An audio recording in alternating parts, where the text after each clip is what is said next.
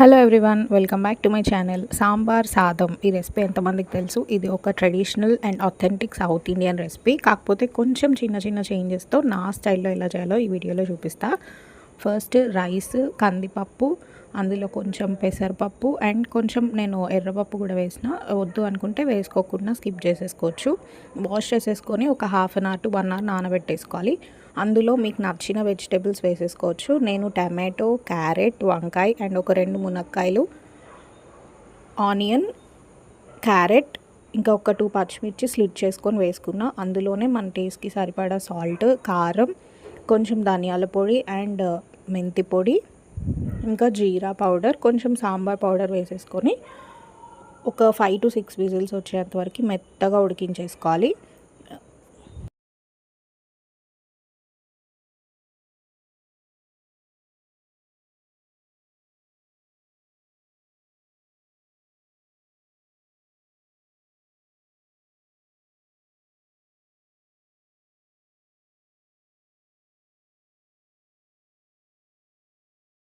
ఇంకా కాషు వేసి ఫ్రై అవ్వనివ్వాలి. అది మంచిగా ఫ్రై అయిపోయిన తర్వాత కొంచెం పసుపు వేసి ఈ తాలింపు మొత్తాన్ని మనం ఉడికించిన పప్పు ఇంకా రైస్లోకి వేసేసుకొని వెంటనే మూత పెట్టేసి ఒక 5 మినిట్స్ అట్లే వదిలేసి తర్వాత వేడివేడిగా ఉన్నప్పుడు సర్వ్ చేసుకుని తింటే చాలా టేస్టీ ఉంటుంది. అండ్ ఇప్పుడు ఎలాగో శ్రావణ మాసం నడుస్తుంది, ఇంట్లో వాయినాలకు వచ్చిన వాళ్ళకి భోజనాలు అరేంజ్ చేసేవాళ్ళు ఈ రెసిపీని ఒకసారి ట్రై చేయండి, తప్పకుండా అందరికీ నచ్చుతుంది. అండ్ ఆఫ్ కోర్స్ కిడ్స్కి కూడా చాలా చాలా హెల్దీ. ఇందులో కావాలి అని అనుకుంటే సోరకాయ కూడా వేసుకోవచ్చు. నేను సోరకాయ అయితే వేయలేదు.